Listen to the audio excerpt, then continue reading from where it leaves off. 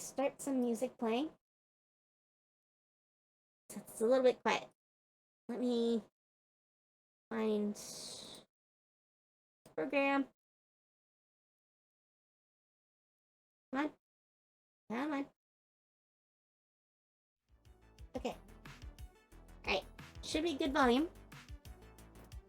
I've used it before during sessions, so should be good. And let me change really quick. Stream info.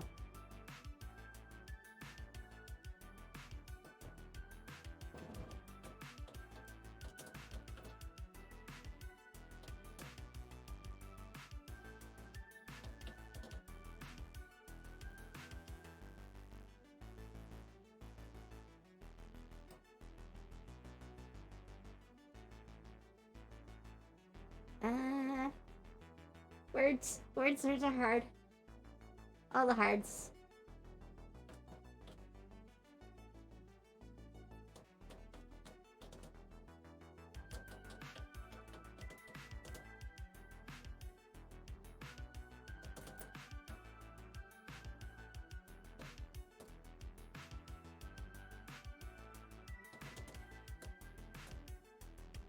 And category. Nope. Nope. Okay.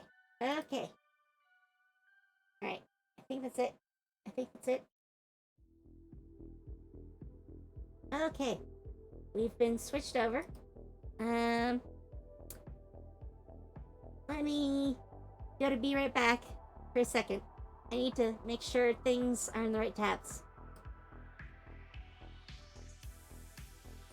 Just moving things around.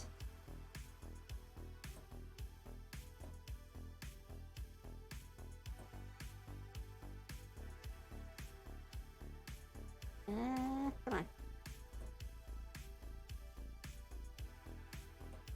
Alright. Alright.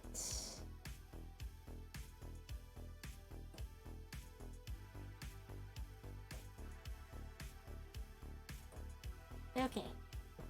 I think I almost got it. Almost.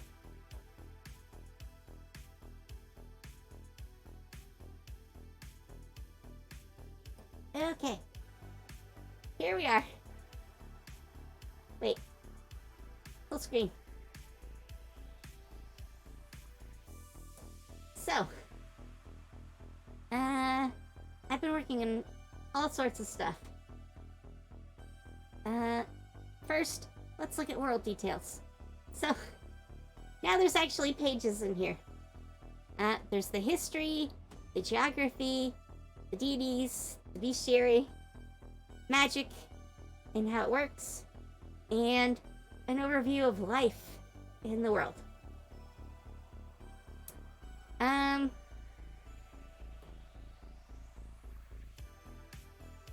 don't know where to start. This is the history stuff. I mean, it's fun for me. I like building the world. And this one goes back a long time. Basically, there's a bunch of different ages that have happened. First age is where beings called the Ashari, or the Shuri, dominated land. Before them were the Fae, and everything was wild and chaotic. But the Ashuri came into being, and they fought off the Fae. The Ashuri are big on, like, control. Basically, they dominated the world. And that was pretty much their whole concept and outlook on life. They were divine beings with mortal forms. So, basically gods that were like physical avatars. You know, divine power poured into them. Not exactly mortal shell, but something like it. Something like it. So they ruled the land, and they went raiding into other dimensions. They just opened portals to other worlds, usually flying on the backs of the great dragons, which they obviously dominated, because that's what they do. They would go raiding other worlds and bring back whatever loot they found. You know, technology, magics, anything. During this time, they also created the elves. So, the elves were created as their slaves. Possibly other races too. However, out in the nothingness, the gods formed. And originally, there were a lot of gods. Probably upwards of 100. But the gods and the Ashuri came into blows. The Ashuri, of course, want to dominate everything. And the gods, well, they kind of get in the way of that. So, just by existing, because obviously, if the Ashuri haven't beaten them, then they can't say they've dominated them. So, a big, catastrophic, world-bending fight happened. No one's sure how long it took. No one's sure even exactly the scope. Literally, time and space broke. Everything went into chaos. As the two supremely powerful groups of beings fought. In the end, the gods won, but there's only like a dozen of them left. Well, a little bit more, but we'll get to that. The gods decided on some things. They wanted a hands-off approach, so they didn't really interact too much with the creatures now in the world. And humans and other races had come in during the War of the Gods when they fought the Ashuri. Because since time and space had broke, they were able to just enter from other worlds. And that's how they found themselves in Celestia. Well, in some cases, it wasn't just, walking here. It was getting sucked in. It was not a fun time anywhere. At least anywhere that contacted this realm. But, anyways, the gods took a hands-off approach. They laid down their tenets. They made themselves known. And then they said, we'll watch. You have free will, so use that. If you make us, we'll intervene. But we don't want to intervene. That's your thing. However, there are a group of evil gods. And the evil gods have some different ideas. I'll get into that in a minute. I want to finish this.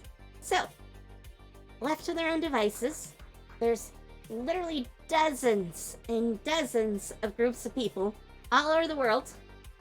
And as they do, they create nations, or at least cities, and then nations. And then they move on to kingdoms and empires. And of course, they can never be happy. They can never be happy.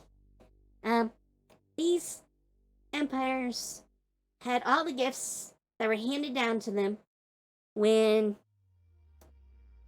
the Age of Gods ended.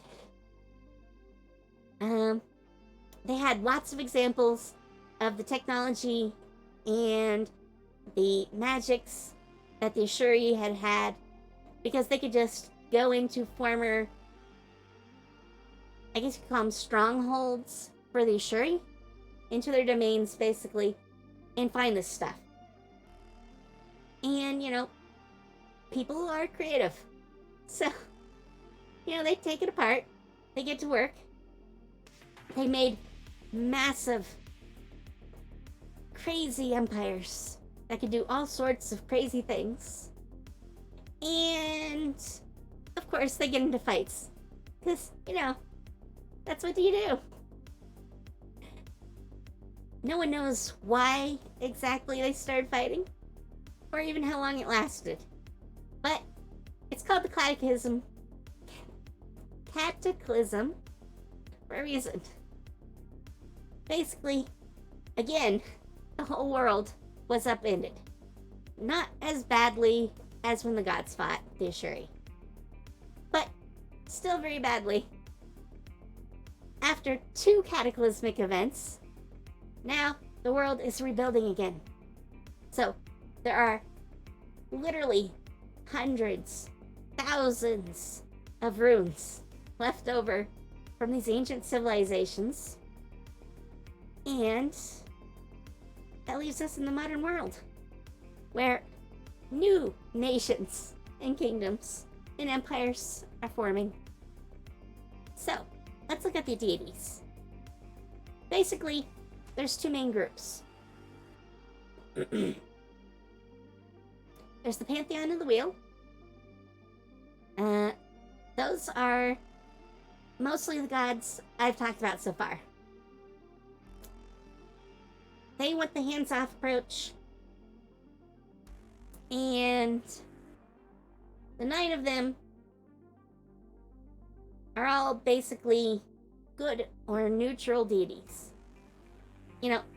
They do things like, the patron of the sun, the waters, one dragon, who fused with one of the gods, the father of the Northern race, which we'll get to, the goddess of the harvest, goddess of the night sky, the Raven Queen, which is a little more complex than the others, the lunar goddess, which is my goddess, and the god of justice and defense. These groups, these gods want basically things to continue as is. Basically, people live, they have their free will, they die. Their spirit is absorbed back into the flow of, you could call it the ether, or the mana, depending on what you want to call it. And then it comes back, and you're reborn. But not really as you. Parts of you get scattered all around. And so little bits are in all sorts of people in the future. Sort of a legacy, if you want to call it that. On the other hand, are the Pantheon of Corruption. These deities are different. Some actually might have predated the Ashuri. Like, it's said that the Lurker Below and the Horror and Darkness, yes, those 2 mostly, lived before the Ashuri. And they don't really care about, people. They care about things like power, control, getting their way. Which is probably why they're called the Pantheon of Corruption. In a lot of cases, they're about temptation. The temptation to lure... I can't talk today.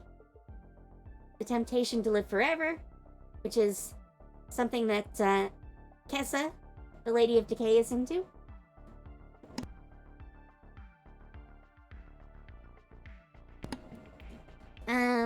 Domination, which is what Tiamat, the mother of monsters and the queen of dragons, is about.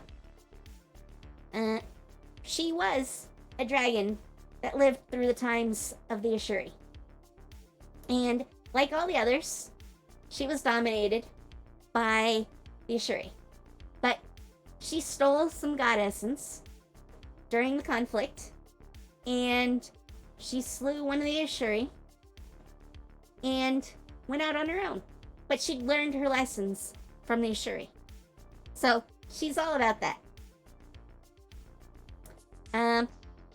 Asmodeus, which is probably a borrowed name. It's probably not his real name. He is called the Lord of Demons, and he's self-styled, basically hell. You know, flaming pit idea. That's his. But, he probably was not from this world. Which I should get into. There are some different powers that are still out there. They have an influence on things, but usually not too directly. Such as the Fae. The Fae, there are actually runes from the Fae, which is, at this point, like 5,000 years ago, that they have permanently changed parts of the world into chaotic masterpieces. Is something that is sort of terrifying. They left our reality and live instead on the border between our reality and the others. They make their home mostly on the astral plane in their own realms, which they call Feywilds. But there are more than one. There are lots of Fae. And Fae are usually both chaotic and incredibly powerful. In fact, their forms aren't even, like, consistent. It's whatever they feel like is what they look like. So, they're out there. They've been pushed back. The gods sort of keep them at bay, usually, unless you go looking for them. Then there's the shadows. No one really knows where the shadows come from, and they're not seen too often. But once in a while they are. And they're incredibly powerful, and they hate the living. That's all we know. At least to begin with. Then you have demons. Demons, as the people of Celestia refer to it, are beings from other worlds. That's it. To get here, you have to be crazy powerful. So, obviously, they fall into the range of the other powers. We're not talking about, like, a godlike sorcerer. We're talking about the next step up from that. So these things are incredibly powerful, and since their dimensions don't have to look anything like Celestia, they come in all shapes and forms. Some look like humans, some look like monsters. You never know what you're gonna get. Then you have the dragons.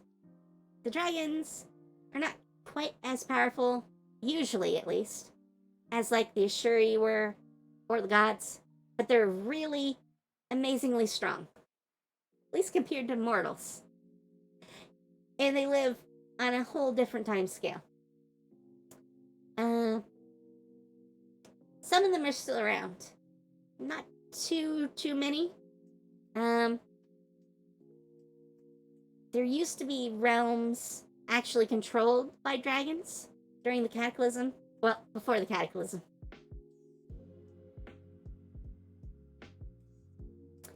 But, basically, when the Cataclysm happened, most of them died. So, there aren't too many around anymore. And then you have the Jinn. The Jinn are usually considered to look humanoid, but they're elemental in nature. They basically have a really strong affinity with an element like fire, or water, or air, or earth. They're also not seen much, but they do have realms that they live in, and sometimes they're summoned to our realm, or they just come here. No one knows why exactly. They're a little mysterious. But this is sort of the cosmology for Celestia.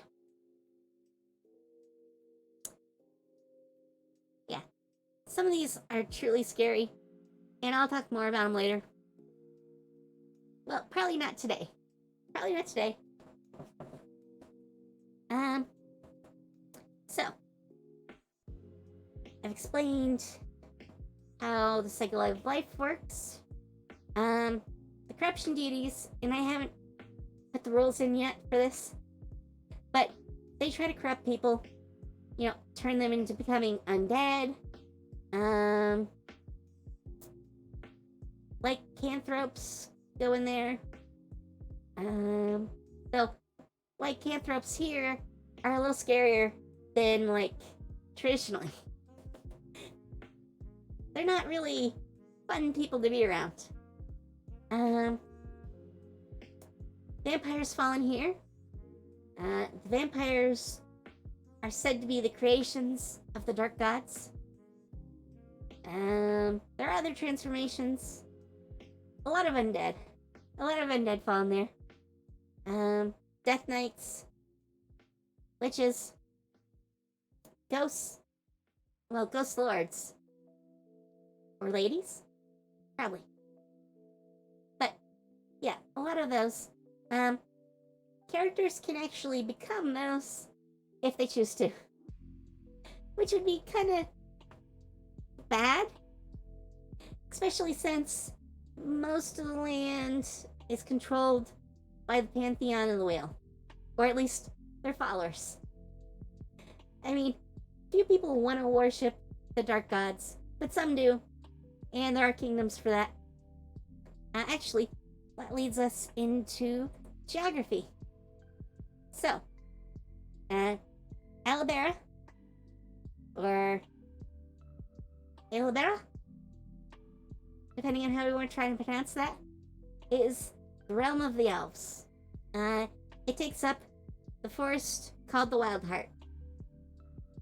And, sorry.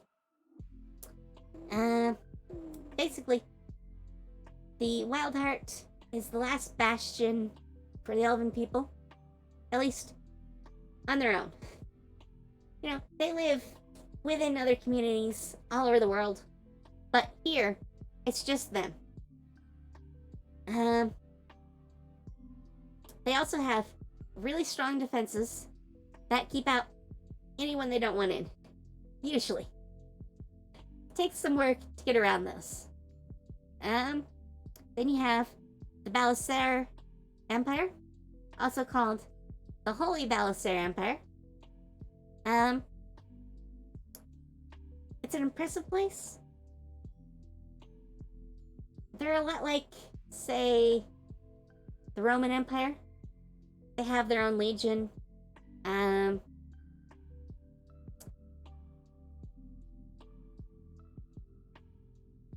Yeah, I don't know what else to say. They have a very large empire. I have a whole page on them. What their government's like, which is actually kind of complex. They have an empire and nobility, and then they also have a theocracy. So, basically, there's a religion there called the Divine Nine. And that religion has priests and clerics who are effectively the counterpoint to the empire. Or the emperor. I should say that. And I just saw a typo. Let me fix the typo. Come on. Where is it? There is it. Okay. So, fixed now. Anyways, these two governments kind of work together, and they kind of work against each other. I mean, they have very different goals. The nobles are all about the land and controlling the people and making money. The theocracy is also about control, but I guess you could say they also have a concept that they want to do something more spiritual. I don't know how else to put that.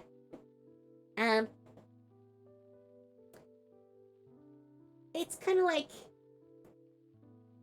if you know anything about like the Spanish bishops during the Renaissance. There were some like really crazy Spanish bishops. They were doing all sorts of like backroom deals and crazy stuff. That's basically how the theocracy is here. Give me 1 sec.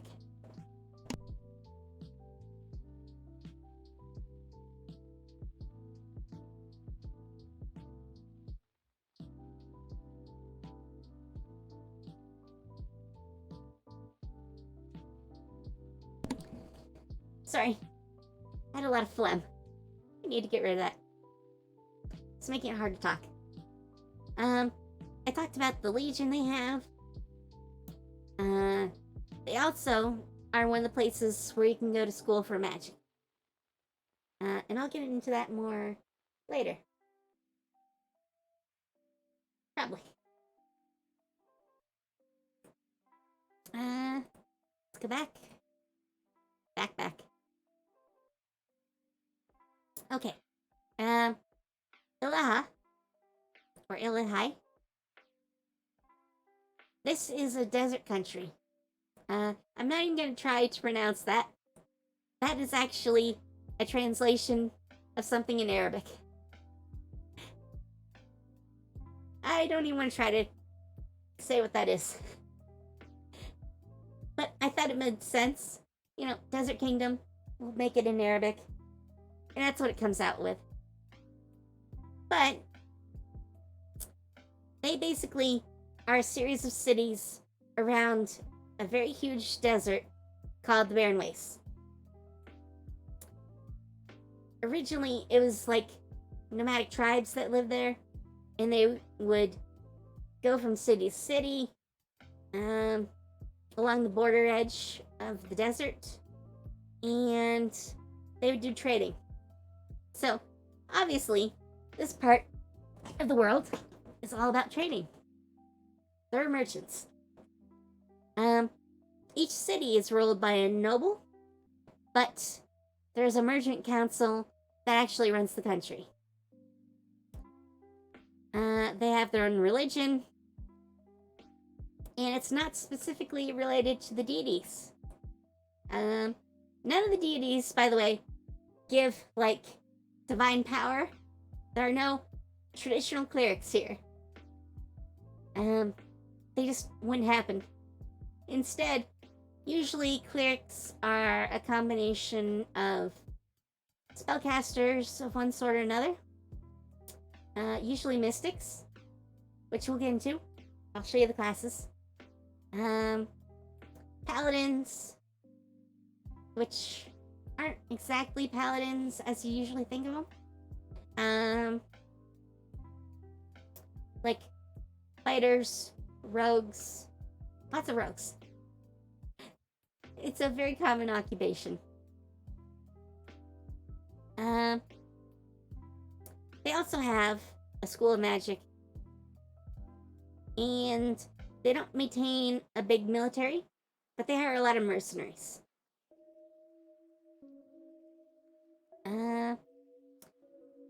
Prussia. That is the emperor, well, the kingdom originally created by the Nornen, who are basically dwarves. So a lot of their places are like built into mountains or hills. Qianzhou is the Divine Empire, and it's loosely based on like ancient China with areas that are more Japanese or Korean. I haven't wrote up the things for it, but the islands of Siam are kind of like that too. There's some South American in there, or I guess technically Central American. So, like, Peru, parts of, like, the Aztec Empire, that's in Siam. Also places like the Philippines, they're represented there, at least in the concept. You know, the actual place in the story, not quite like that, but based on. That was the inspiration. Yeah, I think that covers most of this. Let's go back here, and we'll go to character creation. Okay, last time I talked about the armor and its special rules here. Let's jump to classes. Okay, so we have the basic classes: barbarians, fighters, and rangers. These are all classified as fighter types. Basically, they're generally non-magical, and they don't usually have access to magic. In fact, that's a big change for, like, the ranger. Rangers here don't get spellcasting, as it says right here.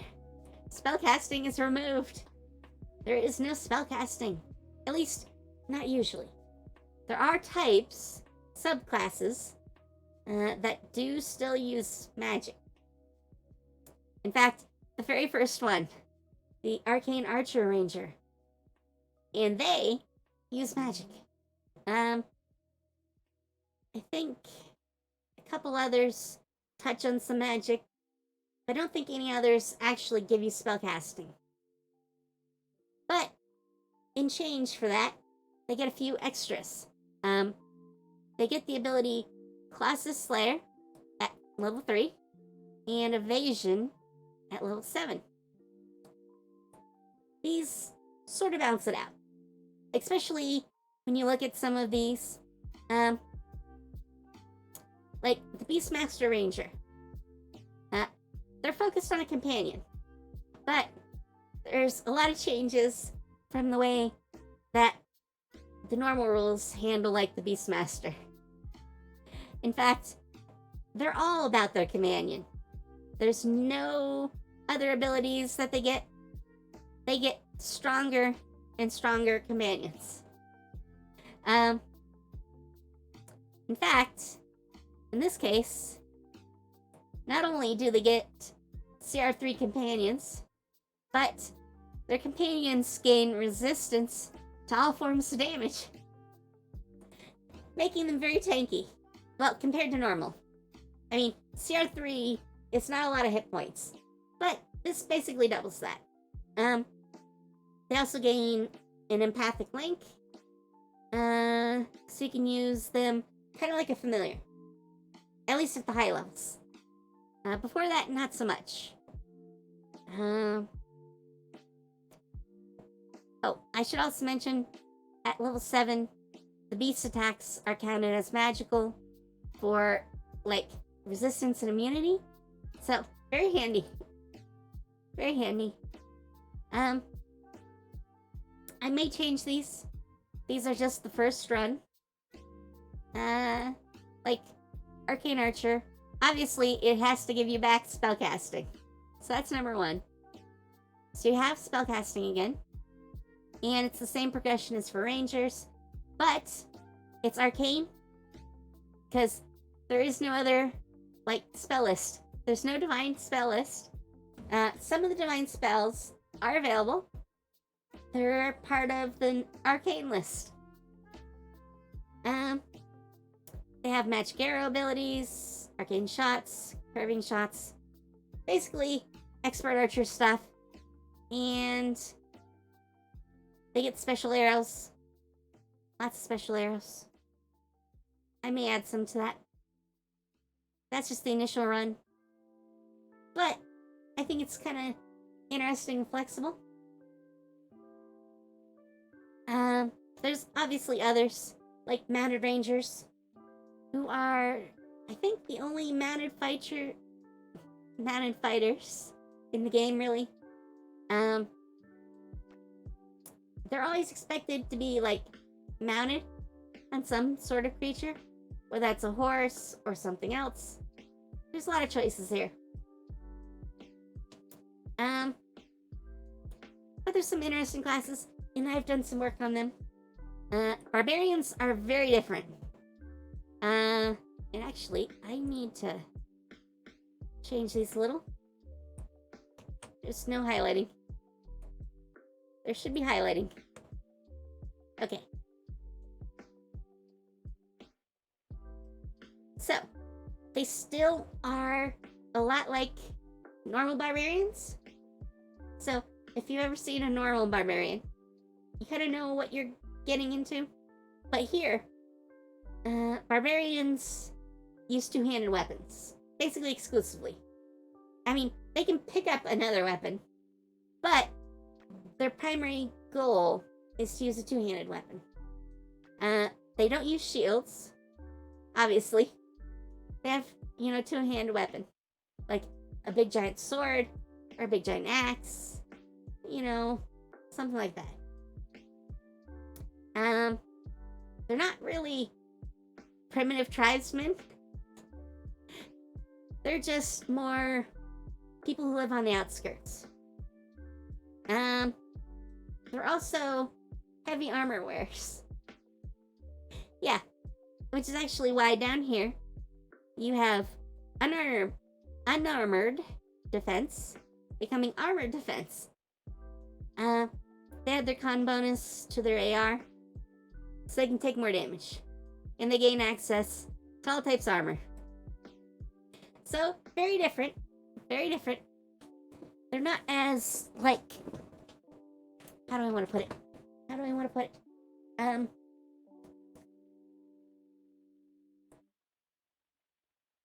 I mean, they're still about their age. It's all about their age. But now they're big, scary, armored fighters. So, bit different. Different types of barbarians. Destroyers are fun. Guardians are fun. I think I've made them kind of nice. Oop. Forgot I changed that. Anyways, then we have hybrid types. Hybrid types have access to what's called low magic. Low magic is, at least in D&D rules, it's basically magic up to level 5. Anything before level 5 tends to fall into low magic, and follows the normal rules. So, you have components to worry about, needing free hands to cast, or using a focus, and you have paladins, bards, monks, rogues, and artificers in here. The rogues probably should be up in fighters. They're still down here though, for now. Just like the fighters, they don't really have that magic usually. If you're one of those that likes, say, what are they called? My brain's going.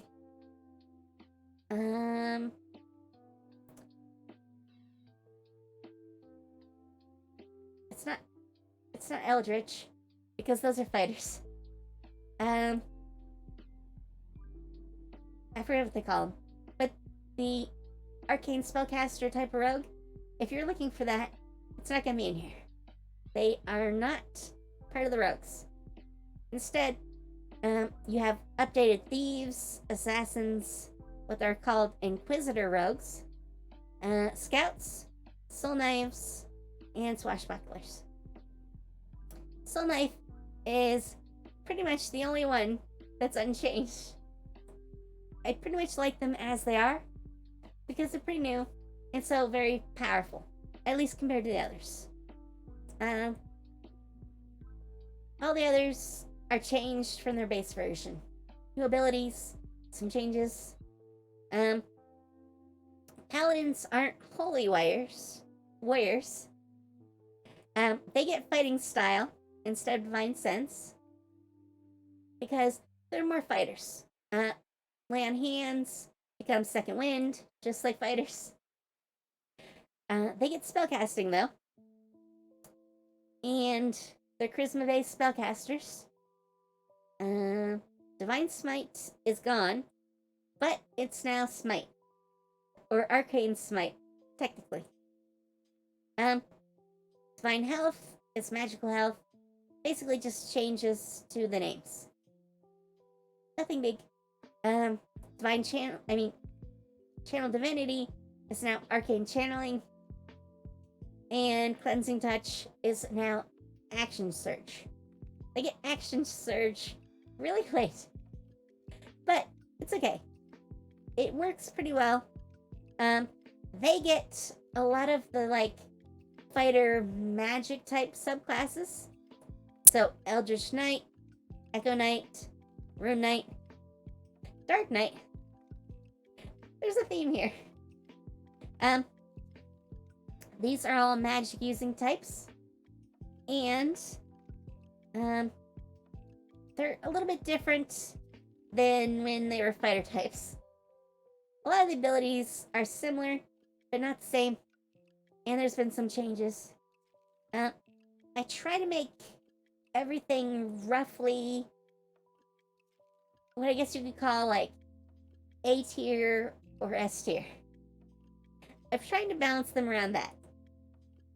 There are always going to be some that are superior to others. At least, I feel that way. I think I've done a good job, though. There's bard types. Bards are more diverse. They don't have the schools like they do, or I guess they're colleges, technically, in the normal rules. Bardic Inspiration is also now Bardic Knowledge. They're more about, knowledge and knowing things than, musical. Bards here are not really musical. I mean, they can be.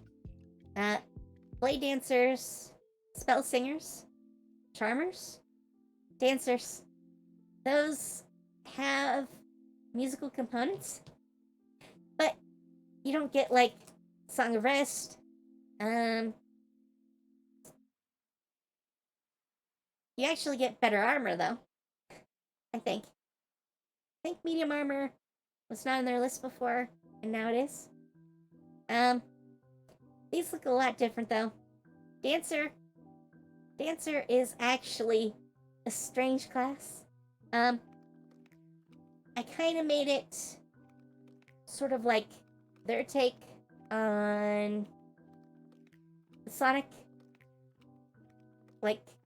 subclass. Fighters and rogues, they had psionic subclasses. This one, I kind of see it as an interesting take on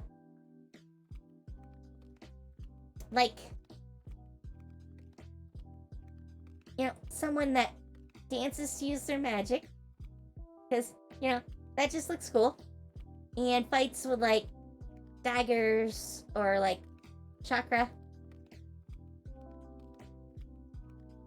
small weapons. A lot of times the things we ignore, darts are in here.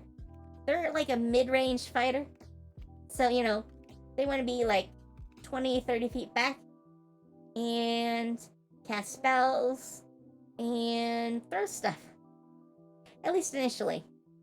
What eventually they can do though is use psychic blades, so they don't have to actually touch their weapons. They can use their daggers at 20 feet. I think it's an interesting take. They get extra attack, an animating dance too. I like this one. It's level 14, so you can use it, maybe. I mean, some campaigns get up to 14. Some do. But you get to animate a bunch of small weapons. So you take say 4 daggers on your belt, you throw them in the air, you animate them, and they fight with you. I like the idea. And it feels a lot like some of the psionic classes, so not too strange. There's monks. Monks have some serious changes. Serious changes. First of all, they can use two-handed weapons. If you've never used a monk, in D&D normally, at least this edition, they can't use two-handed weapons. At least not in use their unarmed attacks, which you kind of want to be using. But, here, if you don't have your hands free, you use your feet. Because you would. As a martial artist, I know how this goes. Why are you not kicking them? That's my question. So that's the first thing I changed. They have a lot of other abilities that I've thrown in. Things to be more martial artists. Like flow combat.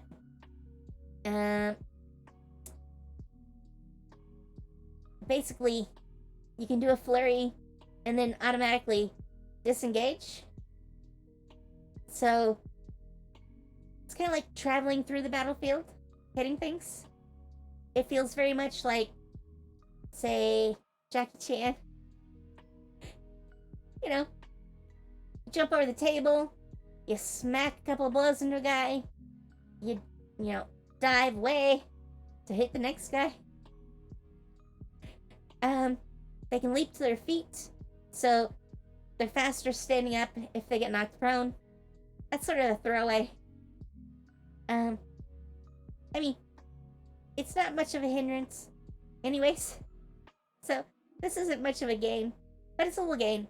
It feels martial arty. Redirect attack. If someone's next to you, you can use key points and redirect the attack to someone else within 5 feet. So, that guy tries to hit you with his fist. So, you send the attack into his ally next to him. I mean, Jackie Chan movies, come on. I didn't think it needed a subclass for that. This allows you to cancel disadvantage, and it's at 12th level. Not a big thing. Sorry. But not a big thing. But, I mean, it adds a little touch too. And I think it's kind of helpful, at least for a monk. And I really updated a lot of these. Kenseis are not the same. Elemental monks are way different. In fact, we'll look at elemental monk. There's a lot of things here. I won't really go into that. But you choose an element, and then you get to get abilities from this list, which are basically just spells. But up to 5th level spells, that whole thing about being a spellcaster who can use spells up to 5th level. But you get a pretty wide choice, because there's a lot of abilities that are elemental in nature that are spells. So, you basically get all of those. Well, not at once. You get to choose from these.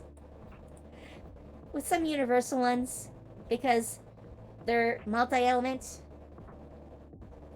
And some, like Thorn Whip, that's not as Thorn Whip. It's just like Thorn Whip. Because, I mean, a whip of flame, or a whip of water, or even a whip of stone. I can see those. And, of course, air. Whip of air. Sounds very cool. Shield. I want that to be a basic ability for a monk. Come on. Putting up a little barrier of elemental energy. That just feels like it should happen. And about as often as, sorcerers can do it. Which I feel fits. These are not tested, of course. I need to put these into a campaign and see how they play. But yeah, a collection of things here. These type of monks don't necessarily fight with weapons, though they can. I mean, they are weapons. So, what I can say is all about the weapons Open palm monks are healers and harmers. So you can heal with your hands. Or kill. They have a couple of big abilities at the end that allow you to kill people. It's very martial arts movie, which I think is what we want to feel. But they've all had changes. We've seen the rogues, artificers. They're pretty much the same. There's a more limited list. They're more of a gunner and an expert in like ancient technologies. Then there's only really 3 magic users. You have sorcerers, wizards, and then mystics, which mystics replace clerics, druids, and warlocks. They get around. But it's kind of interesting. Yeah, I can't talk. Need more water. Anyways. They get spellcasting, but kind of warlock style. But there's going to be some changes in here.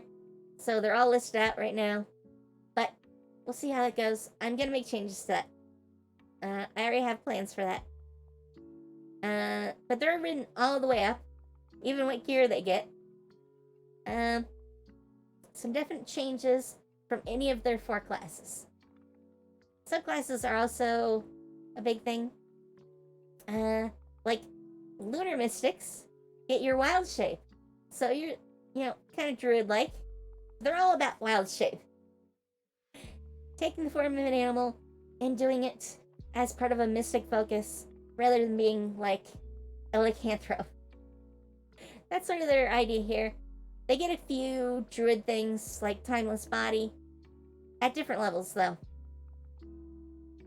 And it's a little bit better than like normal wild shape because you can do 1/3 your level in CR. So if you want to be, it is still just beasts except for the elemental version. And I actually considered taking that out. But for now it's still there. Because I don't know what else I would give them at 10. But you get 1/3 your level in CR for beasts. The highest beast is CR 8. So even at level 20, you can't normally get that. But I actually changed it down here just so you can get the very last one. And I give you some more shapes down there. Because you're level 20. We're just going to give you some stuff. I mean, you should be a badass if you can get to level 20. It's just how it should be. And not feel like you've ended like several levels before that. But for now, this is how it looks. There's other types in here. Blade Mystics, which are kind of interesting. They're arcane warriors. They're a little bit like Hexblade Warlocks, but not exactly. They have some different abilities. In fact, I took the Hexblade apart and then put it back together in a different shape. It looks different. Summoners. The only summoner in the entire game. Pretty much. There is a conjuration, like, wizard. But I'll get into that in a second. They get some abilities, but it's all about the spirit totems and the summonings. All the way through, basically. At the end, they can regenerate in a circle around them. Very helpful. Usually for their summons. So, they just keep up with their summons. And they get to heal those. I thought it fitting. There's some others in here. I won't go into them too much. I left in packs at the very end. Because these are all types of corruption. Which is why they're called corrupted types. And so far, they don't actually exist. They're just placeholders. I haven't finished this. But, we have sorcerers who get some changes. The first one, spellcasting for what are called true spellcasters, which is the mystics, the wizards, and the sorcerers. It's intelligence based, so no more charisma sorcerers. Nope. They have to use intelligence. It's a mental skill.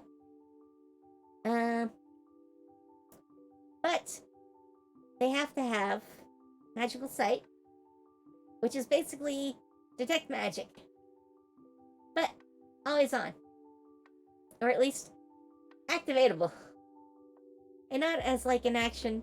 It's just something you can do. You shift your sight so you can see magic. But as a sorcerer, you now have to take your spell focus, which is the replacement for your sorcerer's origin, at level 1. Big change. Big change. Well, besides being int-based, at level 2, you get a really big one. No more components. Any components. You don't have to have your hands free. You don't need to worry about having, that special moss. None of that. None of that. And that's the case for both wizards and sorcerers. So it's a little bit different. Because I've never felt that was good. I mean, you might want to motion with your hand, but that shouldn't be like a rules thing. At least that's my feeling on it. So, here I've done that. Other types, the ones that use low magic, still need to do that. The ones that use high magic, like these ones, don't need to do that. They have a lot of different abilities that are spread in here. They automatically get counterspell, and it's an ability that uses sorcery points. Rather than, getting it as a spell and using up spell slots, this is a little more changed. I think it's a good change, though. They get access to different sources of magic, too. Basically, as an action, you can pull from these sources to basically give you back sorcery points. But you have to give up an action to do it. So it's not free. And you can only do it so much. But it lets you, at least if you're near one, if you're near a ley line somewhere, so you're out in the field, you're near a ley line, you get access to as much as 8 extra points to use. But there's a limit to that. 8 points in a minute. So, for most encounters, which are only usually like a minute long, you're only going to be able to have an extra 8 points. And that's only if you happen to have rolled an 8 on your sorcery point roll. And you have to be near a ley line. So, access to more power, but very limited. But added in places of power. I think it's a nice add-in. They have some very different abilities here. Because obviously, they're nothing like normal sorcerers. You don't have fae sorcerers. You don't have dragon sorcerers. That's a whole different thing. I'm not going to go into them. There are ways you can look at this on your own. I think I typed that wrong, so it's not showing correctly there. Wizards are kind of the same. A lot of the same things. They gain all the same things, basically. But a little bit behind the sorcerers. Sorcerers are sort of high end. And you have all the schools. They don't have anything for subclasses that aren't schools. I know that's a big change from the normal ones, but I've gone through and altered these. big changes, some not big changes. It's a eclectic collection, but some interesting things in there. All right. Oops, went back too far. Races. So we looked at these a little bit last time. Humans weren't done. Norton, we worked on, and elves, we worked on those. Edia are now in here, which are blue-skinned Arctic humans. Nephilim have been added back.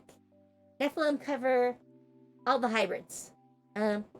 So, like, elemental hybrids, demon hybrids, angelic hybrids, they're all in this category. They all fall into Nephilim. I think that makes sense. Andrusa are... They're not like Dragonborn, but they kind of are. They're more human-like, with like patches of scales and horns. Sometimes tails. And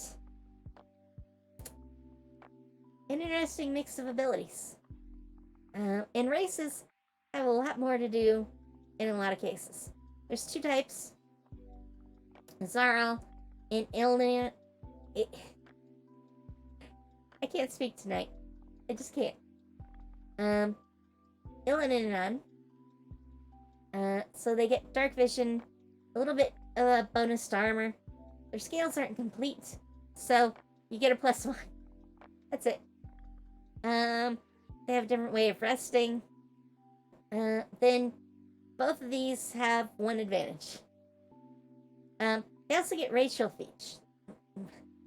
Racial feats. These are special feats you can choose because of your race. In this case, they can develop dragon's breath, but not all of them. So it's a feat. Chiara are basically cat-like humanoids. And actually, Lycos are canine versions. So those are the cats and the dogs. But I had to include them. Minos. Minos are kind of basically minotaurs. Sort of. Not purely minotaurs. So they're different. But Minza are another one. Minza are rabbit-based humanoids. So rabbit features.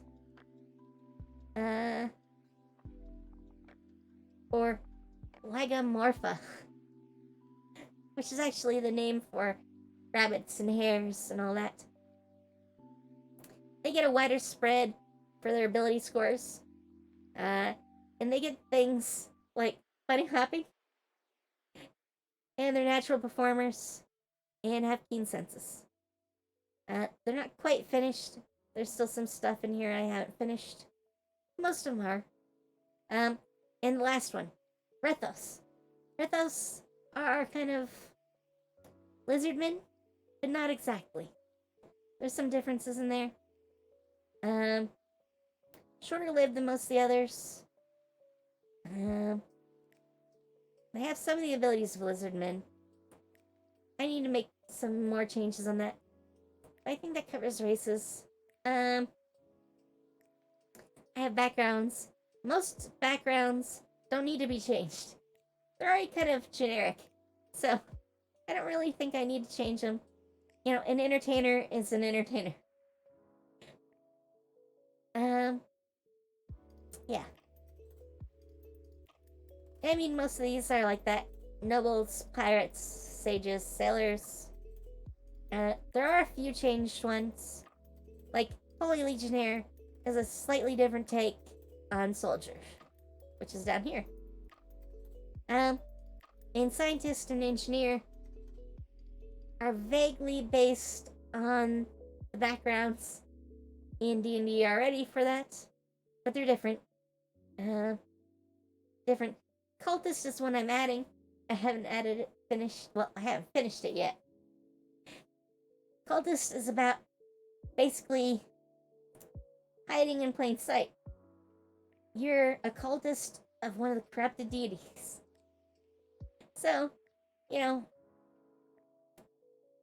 you pretend to be a normal person, but really, you're part of a cult. So, I think it's interesting. We haven't worked on too much right now. We've basically been doing an overview. And a pretty big overview. I think I've gone over most of the stuff. I mean, there's some more in here. We didn't really go into, like, how life works. Like, mercenaries and adventurers guilds. Which is a big thing. How magic is seen. Religions. Well, we touched on religions.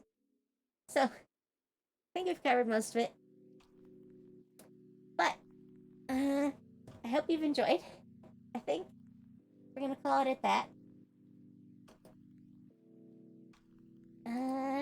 Let's find someone to raid. Oh wow. There are not too many people on. That's weird.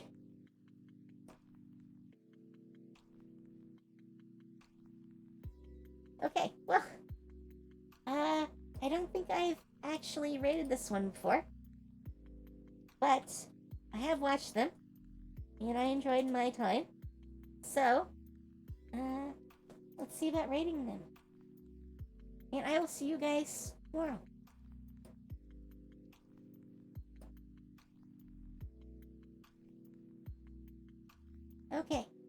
Okay, so, put that in. There we go. Anyways, yes, I'm expecting Baldur's Gate 3 tomorrow. It should be fun.